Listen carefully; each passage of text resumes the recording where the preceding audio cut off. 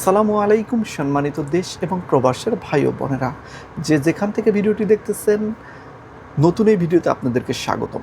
প্রিয় দর্শক, দেশের যে চলমান পরিস্থিতি আছে, আগামী জাতীয় সংসদ নির্বাচন নিয়ে কথা বলতেই হচ্ছে এবং আগামী জাতীয় সংসদ নির্বাচনে কারা জিতবে, এই যে জরিপ চলতেছে, নানা রকম মতামত আছে, সবার মতামতকে সম্মান করি, সম্মান রেখেই কথাগুলো বলতেছি। আগামী জাতীয় সংসদ নির্বাচনে জামাত সরকার গঠন করতে যাচ্ছে। আমি এই কথাটা কেন বলতেছি, তিনটি প্রমাণ দেব যেটাতে আপনিও বিশ্বাস করতে বাধ্য হবেন যে আগামী জাতীয় সংসদ নির্বাচনে জামাত ইসলাম বিপুল ভোটে জয়লাভ করতে যাচ্ছে। এবং বর্তমান পরিস্থিতি, বর্তমান জরিপ বলেন, মানুষের যে চাহিদা বলেন, এটাই বোঝা যাচ্ছে। চলুন, কি তিনটি প্রমাণ, যে তিনটি প্রমাণ দেব অবশ্যই আপনি নিজেও বাধ্য হবেন বলতে যে আসলেই জামাত এবার সরকার গঠন করতে চাচ্ছে। আসলে প্রথমে একটি বিষয় আপনাদেরকে বলে নেই যে জামাত কিন্তু ইতিহাসের সর্বোচ্চ জনপ্রিয়তায় এখন অবস্থান করতেছে।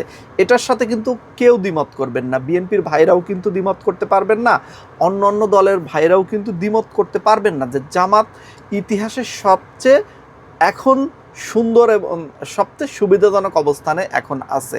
কেননা 1971 সালের পর থেকে এখন পর্যন্ত দীর্ঘ 53 বছরের ভিতরে জামাত এতটা সুযোগ কখনোই পায়নি যে সরকার গঠন করার স্বপ্ন দেখবে, এবং বাংলাদেশের মানুষ এইভাবে আসলে তখন উপলব্ধিও করতে পারেনি, এখন যেভাবে উপলব্ধি করতে পারছে।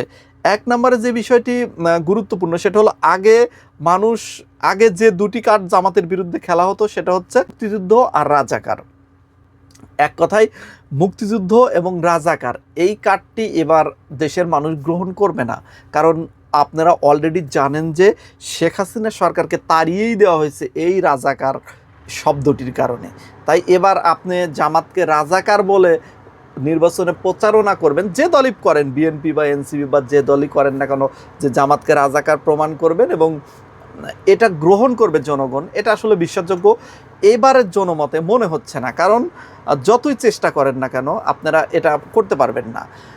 জামাতের তবে এখানে একটা গুরুত্বপূর্ণ বিষয়, জামাতের একটু সাবধানতা অবলম্বন করতে হবে। সেটা হচ্ছে কি, এই যে ইলিয়াস আছে, সাংবাদিক ইলিয়াস থেকে শুরু করে এরকম যারা কোয়ালিটির লোক আছে, তারা কিন্তু জামাতের পক্ষে কথা বলতেছে, কিন্তু মূলত জামাতকে কিন্তু ডুবাবে। কেন ডুবাবে হয়তো অনেকেই বলবেন যে ভাই এটা আবার কি বললেন। ডুবাবে কারণ তারা সরাসরি মুক্তিযুদ্ধের বিরুদ্ধে। ওই যে দেখেন না, ইলিয়াস সরাসরি বলে মুক্তিযুদ্ধকে গালি দেয়, 16 ডিসেম্বরকে কি ভাষায় বলছে দেখছেন তো। তো এই যে কথাগুলো, এগুলো যদি জামাত ধরে ফেলে তাহলে কিন্তু আবার দেশের মানুষ ভুল বুঝবে। জামাতের উচিত যে আসলে জামাত যতটুকু দোষী, 71 সালে যতটুকু তারা দোষী, তার চেয়ে কিন্তু বেশি তাদের উপর দোষ চাপানো হচ্ছে, চাপিয়ে দেওয়া হচ্ছে। এটার থেকে বের হয়ে আসতে হবে। তারা যে মুক্তিযুদ্ধের বিরোধী শক্তি না এখন বর্তমান, সেটা তাদেরকে প্রমাণ করতে হবে, এবং তাদেরকে প্রমাণ করতে হলে এরকম ইলিয়াস মার্কা লোকদের থেকে তাদের দূরে সরে আসতে হবে। আমার ব্যক্তিগত মতামত, জামাতের লোকজন এখন কি মনে করবে এটা তাদের ব্যক্তিগত মতামত। তবে জামাতের যারা ঊর্ধ্বতন কর্মকর্তা আছে তারা অবশ্যই ইলিয়াসের বক্তব্যের সাথে একমত অবশ্যই নেই। কারণ যে তারা 16 ডিসেম্বরকে স্বাগত জানিয়েছে, সেখানে তারা পালন করেছে, নানা রকম আয়োজন তারাও কিন্তু করেছে। তো পরিস্থিতি কিন্তু ধীরে ধীরে তারা মানানসই করে নেওয়ার চেষ্টা করতেছে, এবং বাংলাদেশের যে রাজনৈতিক কালচার সেটার সাথে কিন্তু জামাত ধীরে ধীরে 100% ইনভলভ হচ্ছে। এখানে কিছু বিষয় ছিল যে জামাতকে আগে মানুষ মনে করতো যে ইনভলভ হচ্ছে, তো যার কারণে এখানে কিন্তু মুক্তিযুদ্ধ কার্ড খেলেন আর রাজাকার কার্ড খেলেন, এটা কিন্তু এখন আর চলবে না। এবার দেশের মানুষ কিন্তু এটা শুনেও কিন্তু জামাতকে আর ঘৃণা করবে না ওইভাবে। এখানে 2 নম্বর পয়েন্ট দেখেন, 2 নম্বর পয়েন্টে জামাতকে যে বিষয়টি হেনস্থা করা হতো সেটা হলো, জামাত ক্ষমতায় আসলে নারীদের ঘর থেকে বের হতে দেবে না, হিজাব ছাড়া চলতে পারবে না, নানা রকম বিষয়গুলো নিয়ে তাদের বিরুদ্ধে কথা বলা হয়। তো জামাত ইসলামিক রাষ্ট্র কায়েম করার স্বপ্ন দেখে, তারা সরাসরি যদিও বলে না কখনো যে ইসলামিক শরিয়া আইন তারা কায়েম করবে, এটা আসলে সরাসরি ওইভাবে বিদেশি সাংবাদিকদের সাথে তারা যখন টকশো বা সাক্ষাৎকার দেন তারা কিন্তু কখনোই বলেনি। তো মূলত উদ্দেশ্য আছে, মনে মনে এটা আছে যে ইসলামিক রাষ্ট্র বা কোরআনের আলোকে তারা রাষ্ট্র কায়েম করবে, তো মনে মনে এটা রেখেছে। উপরে কিন্তু প্রচারণা করতে যে নারী স্বাধীনতা তারা দেবে, যে যার যেমন ইচ্ছে তেমন কিন্তু চলতে পারবে, কাউকে বাধ্যকতার মধ্যে আনবে না তারা, এরকম বক্তব্যই কিন্তু দিয়েছে। যার কারণে কিন্তু নারীরাও কিন্তু জামাতের উপর ধীরে ধীরে আস্থাশীল হচ্ছে, যে তাদেরকেও একটা সেই পরিস্থিতিতে নিয়ে আসার জন্য কথা বলতেছে। এবং জামাতের আমির আপনারা জানেন যে একটি বক্তব্য ভাইরাল হয়েছিল, সেটা হলো নারীদের 5 ঘন্টা কর্মক্ষেত্র কাজ করানোর জন্য সে একটা সুন্দর প্রস্তাব দিয়েছিলেন। যদিও এটা না প্রচুর সমালোচনা হয়েছে, তবে যদি ভালো দিক দিয়ে দেখি, ভালো চোখে যদি তাকাই, আসলে জামাতের আমিরের কথাটা কিন্তু খারাপ নয়। কারণ তিনি বলেছেন যে 5 ঘন্টা নারীরা কর্মক্ষেত্রে কাজ করবে, কিন্তু 8 ঘন্টার বেতন তারা পাবে।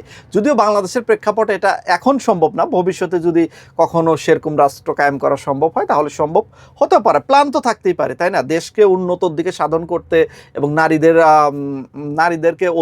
নারীদের অধিকার নিশ্চিত করতে, এটা যে কোনো দলের একটা প্ল্যান থাকতে পারে। তো যার কারণে কিন্তু নারীরাও কিন্তু এখন জামাতের দিকে একটু হলেও ধাবিত হচ্ছে। তো 3 নম্বরে যে বিষয়টি বলবো সেটা হলো সবচেয়ে গুরুত্বপূর্ণ, সেটা হলো জামাত রাজনীতিতে এতটা সুন্দরভাবে গোছালো ইনভলভভাবে ঢুকে গেছে, যে আপনারা ফেসবুক বলেন, ইউটিউব বলেন বা যে কোনো জায়গায় দেখেন, আপনি ভিডিওর কমেন্ট চেক করবেন, করে দেখবেন শতকরা 60 থেকে 70% বা 80%ও হতে পারে জামাতের পক্ষে কমেন্ট আসতেছে, জামাতের পক্ষে লাইক আসতেছে। এগুলো কিন্তু একটা ভালো দিক। কারণ কি, বাংলাদেশে যেহেতু এখন প্রচুর মানুষ মোবাইল ফোন ইউজ করে, প্রবাসীরা মোবাইল ফোন ইউজ করে, যার কারণে তার যে মনের ভাব, তার যে ভোটটা, সেটা কিন্তু অলরেডি কমেন্ট সেকশনে দিয়ে দিয়েছে। তার কমেন্ট সেকশনে কমেন্ট পড়লেই কিন্তু বোঝা যাবে যে এই ভোটটা জামাতের দিকেই যাচ্ছে, তাই না? তো এই জায়গাতে অনলাইনে কিন্তু জামাত প্রচুরভাবে এগিয়ে আছে, এবং তারা কাজগুলো যে করেছেন সেটাও সুন্দরভাবে করতেছে। যদিও কিছু বিশৃঙ্খলামূলক কাজ জামাতে ইনভলভ হচ্ছে, যেটা আমি কখনোই চাই না। যেমন প্রথম আলো পুড়িয়ে দিল বা অন্যান্য কাজ করেছে, যে হাদিকে উদ্দেশ্য করে। হাদি নিজেও কিন্তু বলেছেন যে আমরা দেখেন, আপনি পারলে প্রথম আলোর বিকল্প আরো 10টা প্রথম আলো তৈরি করেন। বাংলাদেশের প্রত্যেকটা পত্রিকার একটা আইডিওলজি আছে, কিন্তু এর মানে কি, এই যে প্রথম আলোর সামনে যারা দাঁড়িয়েছে, আমরা তাদের পক্ষে দাঁড়িয়েছি, আমরা বলি না, আপনি পারলে প্রথম আলোর বিকল্প আরো 10টা প্রথম আলো তৈরি করেন। তার অফিসের সামনে আপনার কাজটা কি? হাদি নিজেও কিন্তু বলেছে যে প্রথম আলো পোড়ানোর পক্ষে তারা নয়, প্রয়োজনে প্রথম আলোর বিরুদ্ধে এরকম আরো 10টি প্রথম আলো ইসলামিকভাবে তৈরি করা উচিত। প্রথম আলো একটা সমালোচিত জিনিস, সেটা ইসলামের বিরুদ্ধেও অনেক সময় অনেক লেখালেখি করেছে, এটা আমিও জানি। এমনকি শেখ হাসিনাও বলেছিলেন যে প্রথম আলো হচ্ছে বাংলাদেশের শত্রু। তো যার কারণে কিন্তু প্রথম আলো কিন্তু কাউকেই ছাড় দেন নাই, শেখ হাসিনা সরকারকেও ছাড় দেন নাই, কাউকে ছাড় দেন নাই। তো যার কারণে সবার কাছে কিন্তু প্রথম আলো একটু শত্রু ভাবাপূর্ণ আছে। তো এই জন্যই যে সব কিছু জ্বালিয়ে পুড়িয়ে দিতে হবে, এটাতে কিন্তু ভোট ব্যাংক কমে যাবে, জামাতের উপর যে মানুষের আস্থা, এটা কিন্তু কমে যাবে। আরও একটি জামাতের একটা ভুল কাজ করলো, সেটা হচ্ছে এক হিন্দুকে পিটিয়ে মেরে ফেললো। আসলে কি, যারা এইভাবে পিটিয়ে মারছে অধিকাংশ কিন্তু জামাত শিবিরের ভক্ত। অনেকেই বলবেন যে ভাই আপনি জামাত শিবিরের ভক্ত কিভাবে জানেন? আসলে দেখেন, মানুষের মনের ভিতর যে চেতনা, এটা কিন্তু কে কোন দল করে, কোন দলের কোন চেতনা লালন করে, এটা কিন্তু বোঝা যায়।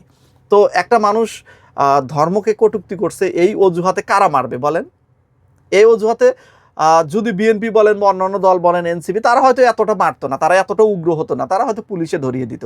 কিন্তু এখানে যেহেতু ধর্মীয় অনুভূতিতে আঘাত লাগছে, যার কারণে তারা কিন্তু মানে যেটা করছে সেটা কিন্তু অবশ্যই নিন্দনীয় কাজ করছে, এবং লাস্টের দিক দিয়ে প্রমাণ হচ্ছে কিন্তু যে এটা আসলে ধর্মীয় কোনো অনুভূতিতে আঘাত করার বিষয় না। এটা আসলে একটা ফ্যাটকারি আছে সেখানে, সেই ফ্যাটকারির একটা শ্রমিক আন্দোলনের বা যে কোনো একটা বিষয়, এটাই পেপারে কিন্তু এসেছে।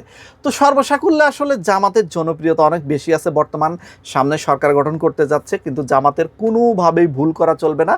আপাতত 3টি ভুল জামাতের করা যাবে না। সেটা কি? সেটা হলো, 1 নম্বরে এই ধরনের বিশৃঙ্খলায় তাদের জড়ানো যাবে না, উগ্রতা কমাতে হবে। এক কথাই উগ্রতা কমাতে হবে।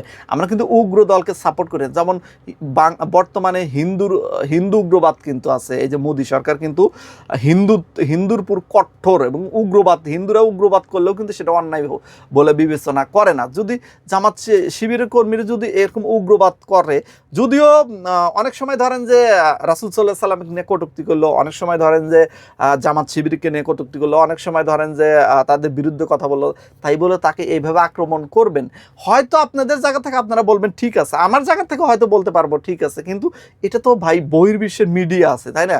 এটা তো সারা বিশ্বে ছড়িয়ে পড়ে, তারা তো আপনি আমার মতো করে চিন্তা করবে না। তাই অবশ্যই এই বিষয়টি মানে সাবধান থাকতে হবে, আমি বলতেছি সাবধান থাকতে হবে, এই ফাঁদে পা দেওয়া যাবে না জামাত শিবিরকে। 2 নম্বরে অবশ্যই এই যে মুক্তিযুদ্ধ বিষয়টা নিয়ে, এটা খুব সেন্সিটিভ একটা বিষয়। আপনারা পাকিস্তানের পক্ষে কোনো প্রকার কোনো কর্মী যারা আছেন তারাও আপনাদের অন্তরে থাকলেও এটা প্রকাশ করেন না, কারণ এতে আপনাদের ক্ষতি হবে, এটা আপনাদের ক্ষতি হবে। তো এছাড়াও আরও কিছু বিষয় আছে যেগুলো জামাত শিবির, যেমন এই যে ইলিয়াস পিনাকি, এদের আসলে যদিও জামাত শিবিরের পক্ষে প্রচুরভাবে কথা বলতেছে এরা, কিন্তু লাস্ট মুহূর্তে এরাই কিন্তু জামাত শিবিরকে ডুবাবে। কারণ দেখেন ইসলামে যেভাবে গালাগালি পারে এই পিনাকি, তারপরে হচ্ছে এই ইলিয়াস, ইসলামে কিন্তু এরভাবে গালাগালি জায়েজ নাই। ইসলামের আপনি ইসলামিক দল করেন, আপনি বলতেছেন যে জামাত শিবির করলে জান্নাতের আশা পর্যন্ত করতেছেন, অথচ আপনি আবার এই গালিবাস পিনাকি বা ওদেরকে সাপোর্ট করতেছেন, ওরা আপনার পক্ষে কথা বলতেছে দেখে আপনার ভালো লাগতেছে। বিষয়টা কেমন হয়ে গেল না? বিষয়টা মনের ভিতরে কিন্তু ইমানের ঘাটতি হয়ে গেল। আসলে তারা পক্ষে বলতেছে ঠিক আছে, কিন্তু তাদের দরকার হলো ভিউ।